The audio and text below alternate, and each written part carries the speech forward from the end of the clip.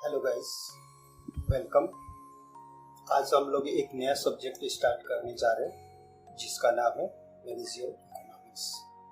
Managerial economics काफ़ी interesting subject है जो भी तक हम लोग थ्योरी वगैरह में पढ़े हैं पिछले सेमेस्टर में, वो सब कुछ हमें यहाँ प्रैक्टिकल में पढ़ने को मिलेगा। मैनेजरियल इकोनॉमिक्स आपको क्लास 11th में भी पढ़ने को मिला होगा, ठीक है। आगे आपको BBA में और MBA में इसको ब्रीफ में पढ़ने को मिलेगा। मैनेजरियल इकोनॉमिक्स की जब भी मैं बात करता हूँ, सबसे पहले आप लोग के दिमाग में बिजनेस आना चाहिए कि बिजनेस कर रहे हैं। इसमें बेसिकली हम लोग सीखते हैं कि जो भी हम लोग इकोनॉमिक्स में टूल्स वगैरह पढ़े, इसमें हम बेसिकली उसका यूज कैसे करेंगे मैनेजरियल इकोनॉमिक्स में। जैसा कि हम लोग डिमांड के बारे में पढ़े, डिमांड, कॉस्ट, सप्लाई, इन सबको यहाँ पे हम लोग पढ़ेंगे कि कैसे ये वर्क करते हैं। सबसे पहले हम लोग टॉपिक लिख लेते हैं कि क्या क्या डिस्कस करेंगे।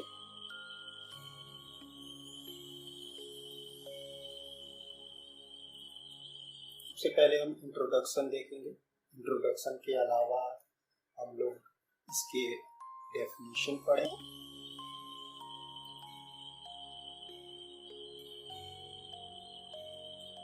डेफिनेशन कब पढ़ेंगे, फिर उसकी मीनिंग पढ़ेंगे।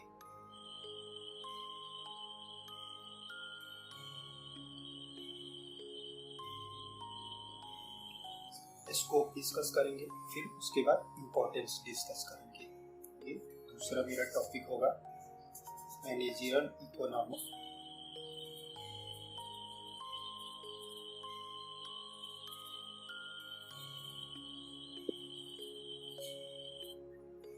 मैनेजरियल इकोनॉमिक्स का रिलेशन देखेंगे, अदर सब्जेक्ट के साथ क्या रिलेशन होगा।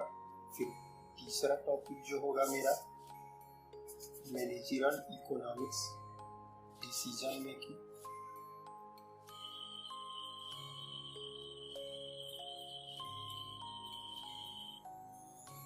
Decision making rule managerial economics का देखेंगे। और देन लास्ट देखेंगे सबसे इम्पोर्टेंट, मोस्ट इम्पोर्टेंट जो है वो है इकोनॉमिक्स टूल्स। Economics tools. पांचवा जो होगा मेरा टेक्निक्स ऑफ मैनेजरियल इकोनॉमिक्स मेरा पॉइंट होगा। छठा पॉइंट होगा रिस्पॉन्सिबिलिटी ऑफ मैनेजरियल इकोनॉमिक्स।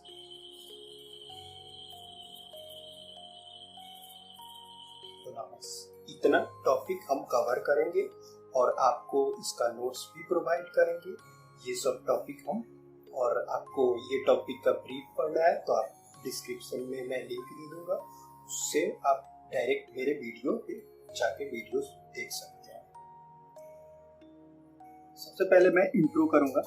सबसे पहले मैं आपको बताऊंगा introduction of managerial economics.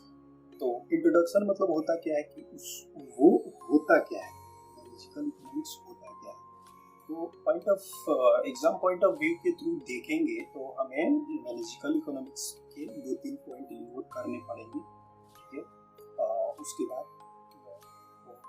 First of all discuss करते हैं managerial economics. Managerial economics is undertaken to studies of different economics tools. ये क्या कह रहा है, different economics tools that are used for business decision making. Business के decision making में जो भी मतलब बिजनेस है उसके डिसीजन मेकिंग में ये यूज करता है, ठीक है, मैनेजरियल इकोनॉमिक्स। दूसरा managerial economics is the studies of allocation of resource available the business firm and organisation. Business firm, जो भी मेरे बिजनेस फॉर्म होते हैं, ऑर्गेनाइजेशन होते हैं, ठीक है। ये सिर्फ यही जगह यूज होता है, कहाँ, एक बिजनेस फॉर्म क्या हो, किसी भी चीज का स्टोर हो गया, वेयर हाउसेज हो गया, ठीक है, ये सब चीज बिजनेस फॉर्म में आ जाएगा। ऑर्गेनाइजेशन हो गया, स्कूल हो गया, कॉलेज हो गया, ये सब ऑर्गेनाइजेशन में आते हैं, ठीक है, समझ सकते हैं। जो भी बिजनेस फॉर्म है और ऑर्गेनाइजेशन में रिसोर्स अवेलेबल होती है, ठीक है, अवेलेबल होती है, उसका मैनेजमेंट करना अच्छे वे से, ठीक है। सपोज मेरे पास एक दुकान है, राम एक है, उसके पास एक दुकान है, ये उसकी दुकान है। इसके अंदर जो दुकान के अंदर क्या क्या होता है, दुकान के अंदर पहले मैं एक शॉपकीपर हूँ, ठीक है, एक मैं फिर किसी हेल्पर को रख रहा हूँ, उसके अंदर मेरा स्टॉक आ रहा है, ठीक है, मनी आ रहा है, ठीक है, और जो भी आउटसाइड जो भी मेरे वो आ रहे हैं, क्या कहते हैं, दुकान के अंदर स्टोर करने के लिए जो भी प्रोडक्ट आ रहे हैं, वो सब चीज़ का मैनेजिकल इकोनॉमिक्स स्टडी करना है। तीसरा पॉइंट डिस्कस करेंगे, managerial economics deal with the concept and analysis of demand. Managerial economics किससे डील करता है? Deal with concept and analysis of demand, cost, profit, competition, so that decision making, ठीक है, decision making. जो भी मैनेजिकल economics deal करता है वो किस चीज पे करता है? डिमांड पे, डिमांड, कॉस्ट पे, प्रॉफिट पे, प्रॉफिट। कोई भी बिजनेस करते हैं तो उसका मेन मोटिव क्या है? बिजनेस का कभी भी मोटिव होता है कि हमको प्रॉफिट अर्न करना है, ठीक है, बिजनेस का यही मोटिव है ना। बिजनेस का जो मोटिव होता है उसके अकॉर्डिंग मैनेजिकल इकोनॉमिक्स डील करता है डिमांड, कॉस्ट, प्रॉफिट, कंपटीशन, ये सब चीज मैनेजिकल इकोनॉमिक्स डील करता है, ठीक है। अब हम मैनेजिकल इकोनॉमिक्स का डेफिनेशन डिस्कस करेंगे कि मैनेजिकल इकोनॉमिक्स के डेफिनेशन क्या होते हैं। क्या कह रहा है? Managerial economics is defined as the branch of economics. ये जो है इकोनॉमिक्स का एक ब्रांच है which deal with the application of various concept, theory, methodology of economics solve a practical problem of the business। क्या कहता है? जो भी प्रैक्टिकल प्रॉब्लम होता है मेरे बिजनेस में उसको मैनेजिकल इकोनॉमिक्स सॉल्व करता है। जैसे कि क्या क्या प्रॉब्लम होते हैं मेरे बिजनेस में? मनी मैनेजमेंट,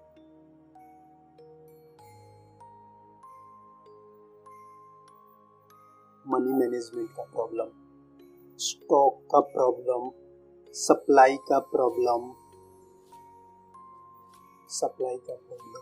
ये सब चीज को मैनेज करने के लिए मेरे को मैनेजिकल इकोनॉमिक्स कहता है, ठीक है।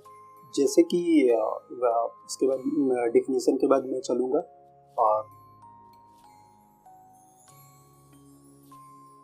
स्पॉन्सर क्या कहते हैं? स्पॉन्सर कहते हैं कि managerial economics is the integration of economics theory with a business practice for a purpose of facility decision making and forward planning by a management. Managerial economics इसलिए करते हैं, डिसीजन मेकिंग लेने में, कोई भी डिसीजन लेने में मेरे को मैनेजिकल इकोनॉमिक्स हेल्प करता है।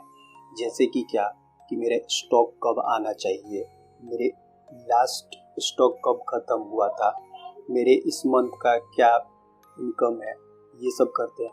फॉरवर्ड प्लानिंग मतलब फ्यूचर प्लानिंग।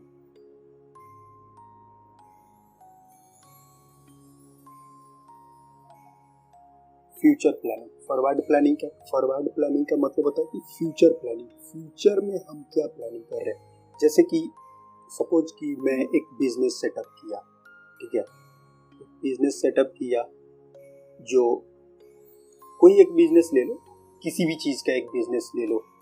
सपोज मैं छोटा ही बिजनेस मानता हूँ, 800 मेरी बिजनेस पर डे मेरी इनकम हो रही है, ठीक है, पर डे की इनकम मेरी 800 है। लेकिन मैं सोच रहा हूँ कि नेक्स्ट वीक में मेरी जो इनकम है ये 1000 होनी चाहिए। तो उसके लिए मेरे को प्लानिंग करनी पड़ेगी। सिंपल सी बात है कि उसके लिए मेरे को प्लानिंग करनी पड़ेगी कि 1000 होंगे तो ऐसे 800 में मेरे पास 10 कस्टमर आ रहे हैं, ठीक है, 10 कस्टमर आ रहे हैं तो 1000 होंगे तो मेरे पास 15, या 20 कस्टमर आने चाहिए तभी तो 1000 होगा।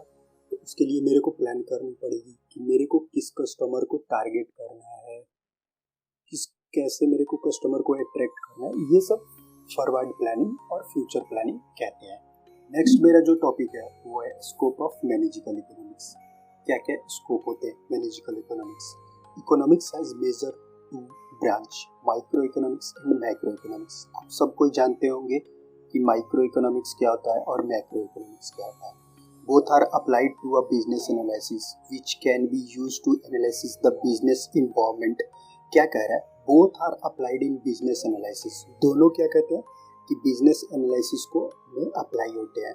विच can be use to analysis the business environment, business के इन्वायरमेंट को एनालाइज करता है, ठीक है। And find the solution of the practical problem of the business. Practical solution find करता है कि प्रैक्टिकल प्रॉब्लम क्या है, बिजनेस में क्या क्या प्रॉब्लम होता है।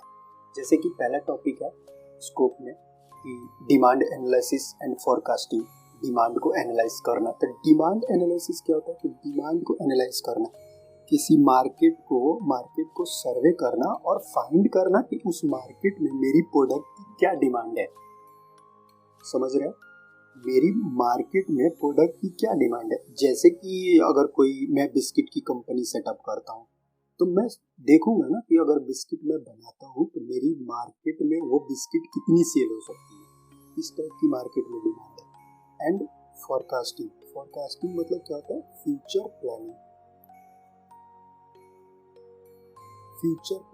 फोरकास्टिंग मतलब नेक्स्ट लेवल, ये यहाँ तक मेरा डिमांड है तो डिमांड मेरा यहाँ पहुँचाना है, तो नेक्स्ट लेवल, इसको कहते हैं फोरकास्टिंग एंड फ्यूचर प्लानिंग। उसके बाद आता cost and production analysis. Cost और प्रोडक्शन हम फाइंड करेंगे कि उसका कॉस्ट क्या होगा, मार्केट में मेरा कॉस्ट क्या होगा। देखो, इसको पढ़ने के लिए कभी भी आपको एक प्रोडक्ट को सोच के चलना होगा। किसी भी प्रोडक्ट को ले लो, आप पेन बना रहे हो, पेंसिल बना रहे हो, ये पेन बना रहे हो, पेंसिल बना रहे हो, किसी भी एक प्रोडक्ट को आप लेके अगर सोचोगे तो आप जल्दी समझोगे, ठीक है। जैसे हम सोच लिए कि हम पेन बना रहे हैं, सपोज, ठीक है, हम यही सोचते हैं कि हम पेन बना रहे हैं। कॉस्ट एंड प्रोडक्शन एनालिसिस क्या होता है, ठीक है। तो हम कॉस्ट फाइंड करेंगे, अगर हम पेन बना रहे हैं तो उसका कॉस्ट फाइंड करेंगे कि अगर मार्केट में अभी आपको 10 रुपये में ईजिली कोई भी पेन मिल जाते हैं, उससे बेटर है तो आपको 20 रुपये में मिलेंगे, उससे भी बेटर 50 रुपये में मिलेंगे। तो आप इन सबको एनालाइज करोगे ना कॉस्ट को। अगर आपको 10 रुपये वाले पेन बनानी है, अगर आप 10 रुपये वाला बना रहे हो और 12 रुपये में बेच रहे हो तो आपकी सेल नहीं होगी, क्योंकि कस्टमर क्या सोचेगा कि मेरे को तो 10 रुपये में अच्छा प्रोडक्ट मिल रहा है, तो फिर मैं 12 रुपये क्यों इन्वेस्ट करूँगा, 2 रुपये में यहाँ पे एक्स्ट्रा क्यों इन्वेस्ट करूँगा, ठीक है। ये प्रोडक्शन एनालिसिस करेंगे कभी भी, और उसके बाद प्रोडक्शन कितना हम प्रोडक्ट अपना मार्केट में लॉन्च करेंगे। मेरे टारगेट अनुसार मेरा टारगेट है कि प्रीवियस ईयर मेरा अगर 500 पेन सेल हुई, ठीक है, तो फिर मैं 2000 एक ही बार नहीं करूँगा, कभी भी मैं इसको 1000 कर सकता हूँ, 1000 करूँगा। ये प्रोडक्शन एनालिसिस करेंगे कि मेरा कितना प्रोडक्शन हो रहा है, ठीक है, उस अकॉर्डिंग मैं प्रोडक्शन करूँगा। इतना अगर खपत है, 500 रुपये मेरा खपत है महीने का, 500 मतलब पेन खपत है, तो हम 500 ही प्रोडक्शन करेंगे, हम 1000 क्यों प्रोडक्शन करेंगे, ठीक है। उसके बाद आता है market structure and pricing. Market को स्ट्रक्चर करेंगे और उसके अकॉर्डिंग प्राइसिंग अपना फिक्स करेंगे, ठीक है। इन्वेस्टमेंट एनालिसिस, कितना इन्वेस्ट करना है, पर रॉ मटेरियल पे कितना इन्वेस्ट करना है, लेबर पे कितना इन्वेस्ट करना है, बिजनेस पे कितना इन्वेस्ट करना है, रेंट पे कितना इन्वेस्ट करना है, कि ओवरऑल मेरा पेन का कॉस्ट 10 रुपया आ जाए ओवरऑल। इसलिए इन्वेस्टमेंट एनालिसिस भी करेंगे। और लास्ट आपका टॉपिक है वो है रिस्क एंड अनसर्टेनिटी एनालिसिस। तो कोई भी बिजनेस सेटअप करते हैं तो सबसे ज़्यादा तो रिस्क होती है। ज़रूरी नहीं है कि मैं अगर पेन की कंपनी स्टार्ट किया तो मेरी पेन की कंपनी वो चली गई, मे बी ना भी चली, मे बी फ्लॉप भी हो गई। तो रिस्क एंड अनसर्टेनिटी बहुत रिस्क होते हैं और अनसर्टेनिटी होते हैं। इसलिए मैं क्या कहता हूँ कि मैनेजिकल इकोनॉमिक्स कहते हैं। आपको यहाँ पे समझ आ रही है, इसलिए हम मैनेजिकल इकोनॉमिक्स करते हैं ताकि हम हमेशा अपना प्लानिंग करते रहें, अपना फॉरवर्ड लुकिंग करते रहें, फ्यूचर देखते रहें। इसके अकॉर्डिंग कभी भी मेरे बिजनेस को कोई रिस्क नहीं आएगा, कभी भी मेरी बिजनेस बंद नहीं होगी, शट डाउन नहीं होगी, क्लोज नहीं होगी। इसके अकॉर्डिंग हम चलते रहेंगे। इस टॉपिक में मैं कवर आउट करूंगा कि इम्पोर्टेंट मैनेजिकल इकोनॉमिक्स क्यों जरूरी है। अगर कोई बिजनेस मैनेजिकल इकोनॉमिक्स कर रही है तो वो क्यों जरूरी है। तो बिजनेस प्लानिंग के लिए business planning and forecasting business planning के लिए बिजनेस प्लानिंग अपना करेंगे कि हाँ मेरा प्लानिंग कर रहे हैं कि हम नेक्स्ट ईयर मेरा सेल 1000 हो जाए। ठीक है, अभी मेरा सेल 500 है तो नेक्स्ट ईयर मेरा सेल 1000 हो जाए, तब बिजनेस प्लानिंग के लिए। उसके बाद फॉरकास्टिंग फ्यूचर लुकिंग के लिए, हम यहाँ से यहाँ पहुँचे तो हम फ्यूचर सोच रहे हैं। ठीक है, हम 500 सेल कर रहे हैं, हम फ्यूचर सोच रहे हैं कि मेरा 1000 सेल हो। इस cost and production level cost analyse करेंगे। कॉस्ट एनालाइज करने में मेरा हेल्प करता है, कॉस्ट एनालाइज करने में, प्रोडक्शन लेवल फाइंड करने में कि हाँ किस लेवल तक मेरा प्रोडक्शन करना है। फॉर्मुलेटिंग प्राइसिंग पॉलिसी फॉर्मुलेट करता है। प्राइसिंग पॉलिसी कब रखते हैं, मार्केट को देख के हम अपना प्राइसिंग पॉलिसी रखते हैं। जैसे अभी मैंने एक एग्जांपल बताया था कि अगर पूरे मार्केट में 10 रुपये की पेन मिल रही है, अगर आप 12 रुपये में पेन लॉन्च करते हो तो आपकी प्राइसिंग पॉलिसी फेल कर जाएगी, आपकी प्राइस पे कोई एग्री नहीं होगा खरीदने के लिए। प्रॉफिट मार्जिन क्या होगा, ठीक है, कितना में इसका प्रोडक्शन होगा ताकि मेरे को प्रॉफिट हो जाए 2 रुपया, 1 रुपया, 5 रुपया, जितनी भी आपकी प्रॉफिट हो तो वो प्रॉफिट मार्जिन क्या होगा। ठीक है, उसके बाद आता है कि कैपिटल मैनेजमेंट, कैपिटल को कहाँ से मैनेज करें, कैपिटल मैनेजमेंट क्या होता है। ठीक है, तो ये सब इम्पोर्टेंट है।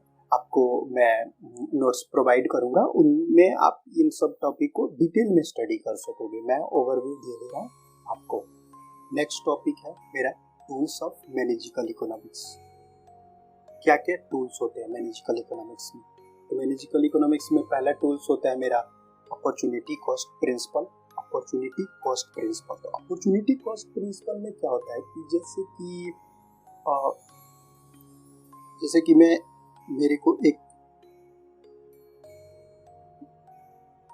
मैं एक जॉब में सेलेक्ट हुआ। ठीक है, मैं सेलेक्ट हुआ तो पहला सैलरी तो जो था वो दे रहा था 40,000। ठीक है, दूसरा दे रहा था 30,000 और तीसरा दे रहा था 20,000।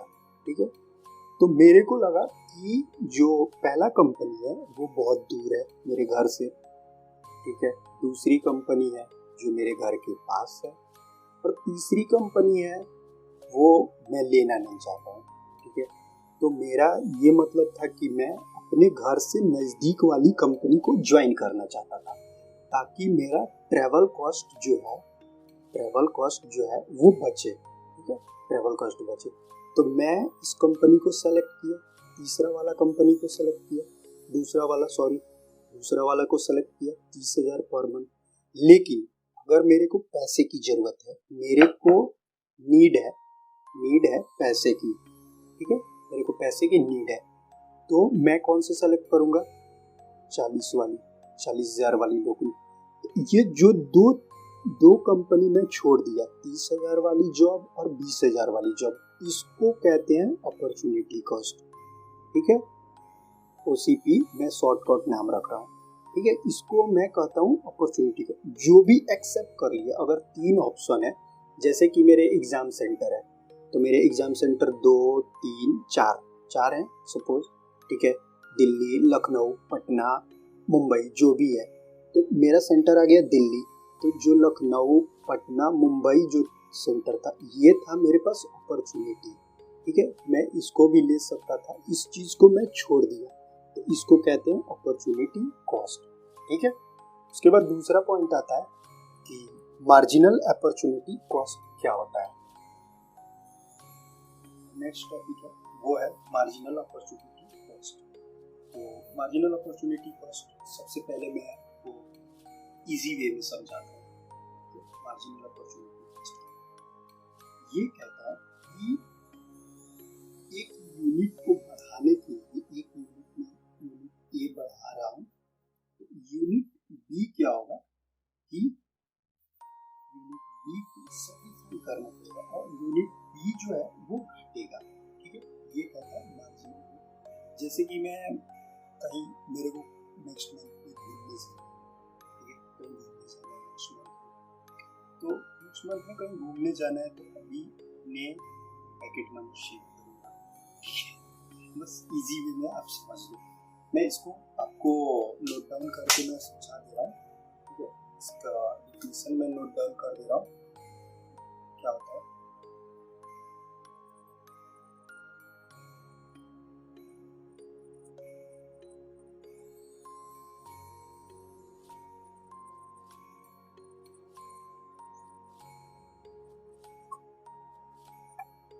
ये क्या कर रहा है, the rate at which the unit of output one goods are sacrificed to produce of one more unit of other goods. एक गुड्स, देखिए ये भी वही कह रहा है, the rate at which units of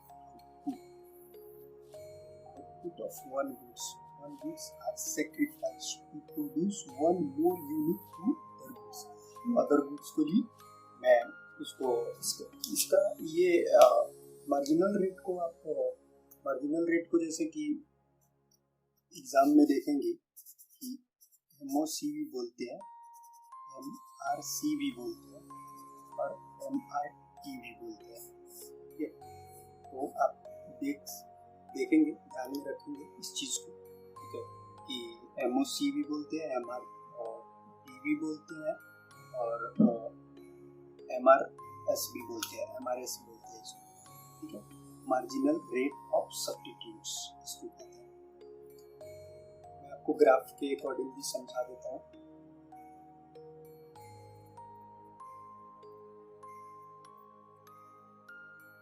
ये इसके फॉर्मूले हैं।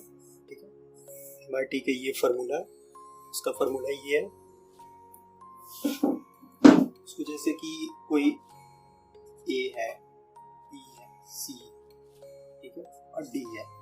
ये X कमोडिटी है, ये Y कमोडिटी है। ठीक है, इसे समझ लेते हैं। MOC निकालना है मेरे को। X कितना कर रहा है, X कंज्यूम कर रहा है 0 यूनिट, 1, 2, 3, फिर ये कह रहा है 100, ये कह रहा है 90। तो क्या कह रहा है यहाँ, क्या कह रहा है यहाँ, कह रहा है द 1 यूनिट सेक्रीफाइड, एक बढ़ रहा है। ठीक है, एक बढ़ रहा है तो एक घट रहा है, एक यूनिट को सेक्रीफाई करना पड़ेगा। ठीक है, इसको निकालने का फॉर्मूला ये होता है, जैसे कि ये इसके कितने डिफरेंस है, तो इसके डिफरेंस है 10। ये दोनों के ये तो कुछ नहीं होगा, यहाँ पे इसको 10 और ये 1, ये कितना है 1, यहाँ से यहाँ तक, यहाँ से यहाँ, ये 20, 1, 1, ये ऐसे भी आप लोग समझ सकते हैं। ये इसकी न्यूमेरिकल होगा, सब्स्टिट्यूशन प्रिंसिपल। इंक्रीमेंटल प्रिंसिपल क्या कहता है, इंक्रीमेंटल प्रिंसिपल का दो बेसिक कंसेप्ट होते हैं। दो कंसेप्ट होते हैं इंक्रीमेंटल प्रिंसिपल के। There two basic concept of incremental principle. एक होते हैं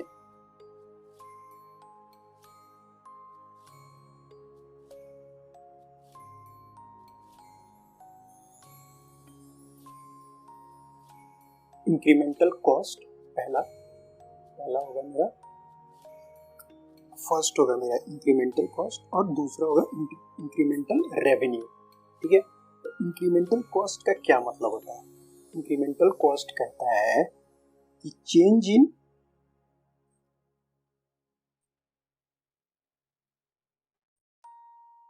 इंक्रीमेंटल कॉस्ट कहता है, इंक्रीमेंटल कॉस्ट कहता है कि change in total cost.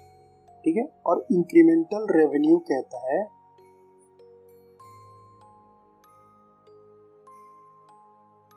Change in total revenue.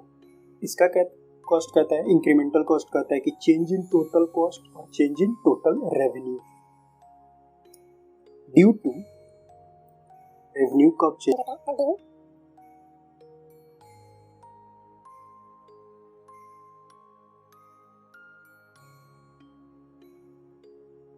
Form में कोई भी डिसीजन चेंज इन रेवेन्यू के वजह से होता है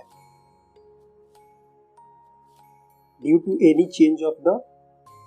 to any of the decision of the firm, due to कोई भी डिसीजन के लिए उसको कहते हैं। और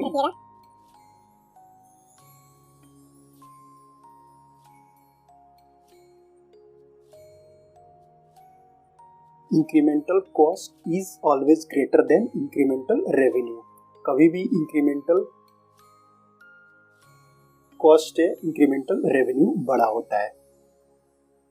अब जो मेरा नेक्स्ट टॉपिक है वो है रिलेशनशिप विथ अदर सब्जेक्ट, इसको हम डिस्कस करेंगे और इसके शॉर्ट पॉइंट में डिस्कस करूंगा। आपको ऐसे नोट्स प्रोवाइड किया जाएगा, आप वीडियो में नोट्स भी प्रोवाइड किया जाएगा, आप नोट्स से अपना फुल रिवीजन कर सकते हैं। Our next topic is relationship with other subject. Other subject के साथ रिलेशनशिप क्या होता है, तो मैं आपको 2-3 पॉइंट में इसको डिस्कस कर दूंगा और फिर आपको नोट्स भी प्रोवाइड किया जाएगा, आप नोट्स ले सकते हैं, वीडियो के अंत में आपको नोट्स मिल जाएगा। मैं बता देता हूँ कि मैनेजिकल इकोनॉमिक्स के अदर के साथ क्या रिलेशनशिप है, ठीक है। तो फर्स्ट ऑफ ऑल डिस्कस कर लेते हैं थोड़ी पॉइंट।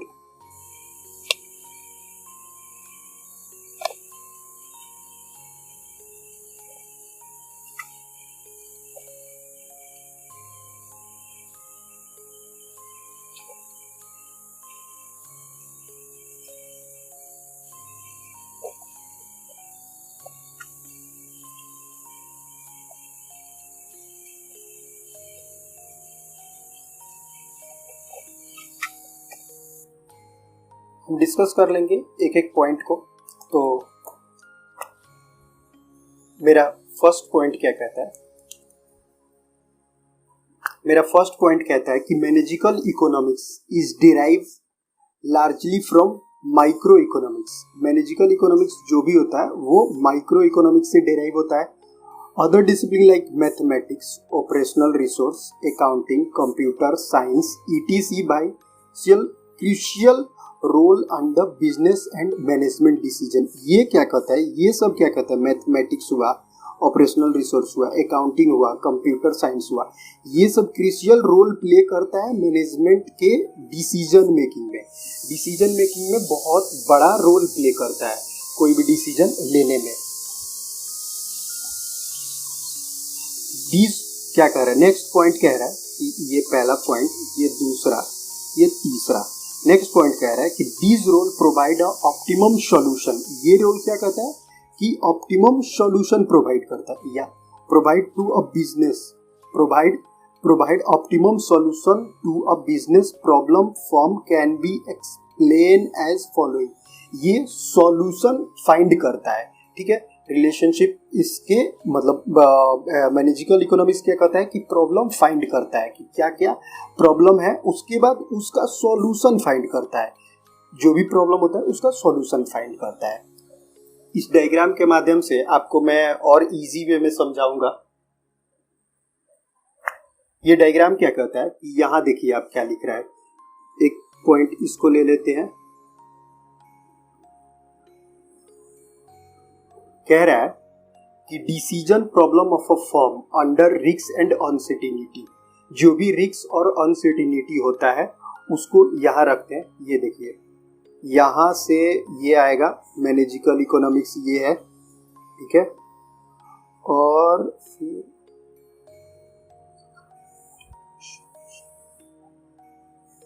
मैनेजिकल इकोनॉमिक्स ये हो जाएगा डिसीजन, क्या क्या डिसीजन लेंगे, क्या क्या प्रॉब्लम है और उसके रिस्क और अनसर्टेनिटी।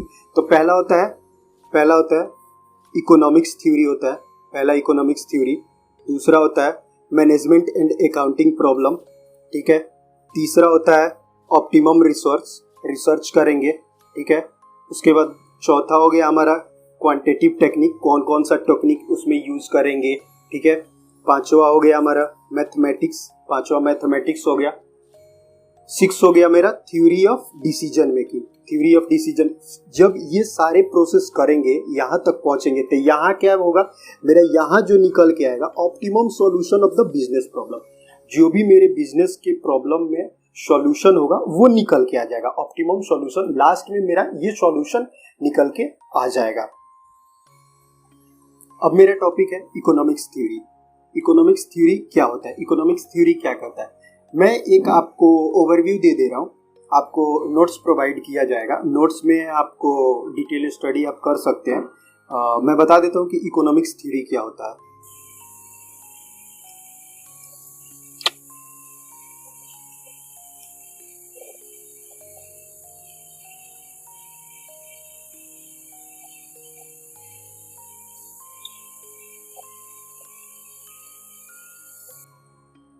इकोनॉमिक्स थ्योरी क्या कहता है, इकोनॉमिक्स थ्योरी कह रहा है कि economics theory of a firm provide a number of analytical tools for a business firm. Business firm के लिए number of analytical tools provide करता है। क्या करता है, विच, ये पढ़िए, which are use in their decision making, जो उसके डिसीजन मेकिंग में यूजफुल होता है। लाइक क्या, जैसे प्राइस, इनकम, कंजप्शन, डिमांड और एम्प्लॉयमेंट। जैसे कोई बिजनेस कर रहे हैं तो वो कितना एम्प्लॉयमेंट दे रही है, ठीक है। गवर्नमेंट तो देखेगी ना, कि गवर्नमेंट देखेगी एम्प्लॉयमेंट, गवर्नमेंट के through price, income, consumption, demand, ये सब हो गया। जो मेरा नेक्स्ट टॉपिक है वो नेक्स्ट टॉपिक है management and accounting principle. Management और अकाउंटिंग प्रिंसिपल ये क्या कर रहा है, so accounting information is the one of the principal source of the data required for a firm to their decision making. Accounting, जो भी accounting source होता है, मैं अकाउंटिंग इंफॉर्मेशन के थ्रू ही समझ सकता हूँ कि मेरा मैनेजमेंट या मेरा बिजनेस कैसे रन कर रहा है। अगर मैं सोच रहा हूँ कि मेरा 20% हर साल का प्रॉफिट बचना चाहिए, ठीक है, और वो प्रॉफिट 10% आ रहा है, तो इसका थ्रू मैं इस अनुसार मैं सोच सकता हूँ कि अकाउंटिंग के थ्रू ही जो भी होता है information required by a firm to their decision making accounting information के द्वारा ही किया जाता है। मेरा टॉपिक है वो है ऑपरेशनल रिसोर्स। ऑपरेशनल रिसोर्स क्या कहता है कि ऑपरेशनल रिसोर्स कहता है allocation of resource to achieve a next result. Allocation of resource, जो भी रिसोर्स होते हैं लगाते हैं, वो क्यों हम लगाते हैं कि नेक्स्ट रिजल्ट जो मेरा हो वो बेटर हो। Best achievement in the business में जो बेस्ट अचीवमेंट होता है वो कहता है, ठीक है। क्वांटिटेटिव टेक्निक क्या कहता है, क्वांटिटेटिव टेक्निक कहता है theory of the probability and forecasting technique. मतलब ऐसा टेक्निक यूज करेंगे जिससे मेरा फ्यूचर में प्रॉफिट होगा। जो भी टेक्निक यूज करेंगे उसके थ्रू मेरा फ्यूचर क्या होगा, प्रॉफिटेबल होगा। ये कहता है क्वांटिटेटिव टेक्निक्स। मेरा नेक्स्ट टॉपिक है वो है मैथमेटिक्स। मैथमेटिक्स क्या क्या हेल्प करता है, तो मैथमेटिक्स में geometry, algebra, calculation, logical, input and output model, ठीक है, are the widely use in the managerial economics. इनमें इनको ज़्यादा मात्रा में यूज किया जाता है, ठीक है। मैनेजिकल इकोनॉमिक्स में इनको ज़्यादा मात्रा में यूज किया जाता है क्योंकि बिजनेस भी कर रहे हैं तो पैसे की मैनेजमेंट है, जो भी मैनेजमेंट है, तो कैलकुलेशन है, ये मैथमेटिक्स भी एक बिजनेस में इन्वॉल्व होता है। दूसरा मेरा टॉपिक है theory of decision making. Theory of decision making मैंने आपको ग्राफ के माध्यम से बताया था कि डिसीजन मेकिंग क्या होता है। देखिए थ्योरी ऑफ डिसीजन मेकिंग क्या कहता है, most of the theory explain a single goal. Most of the theory क्या कहता है, explain a single goal for a consumer like profit maximisation. Theory of decision making कहता है कि कोई भी बिजनेस का क्या गोल होता है, कोई भी बिजनेस का प्रॉफिट मैक्सिमाइजेशन गोल होता है, ठीक है। कोई भी बिजनेस का सिंगल गोल होता है, वो होता है profit maximisation for the firm. But यहाँ से पढ़ो, but the theory of decision making is developed to explain a multiple of goods and lots of uncertainty। but जो theory of बट जो थ्योरी ऑफ डिसीजन मेकिंग क्या कर रहा है कि डेवलप मल्टीपल गोल को एक बार में डेवलप करने की क्षमता रखती है थ्योरी ऑफ डिसीजन मेकिंग। बहुत सारे प्रॉफिट मैक्सिमाइजेशन भी हो सकता है, एम्प्लॉयमेंट हो सकता है, बहुत सारे एक साथ ये रखता है। The theory of decision making help, ये पढ़ो यहाँ से, the theory of decision making help to a firm is taking a quick decision of a firm. Theory of decision making करेंगे तो कोई भी क्विक डिसीजन ले सकते हैं। अगर फर्म में कोई भी चेंजिंग करना हो, जैसे मार्केट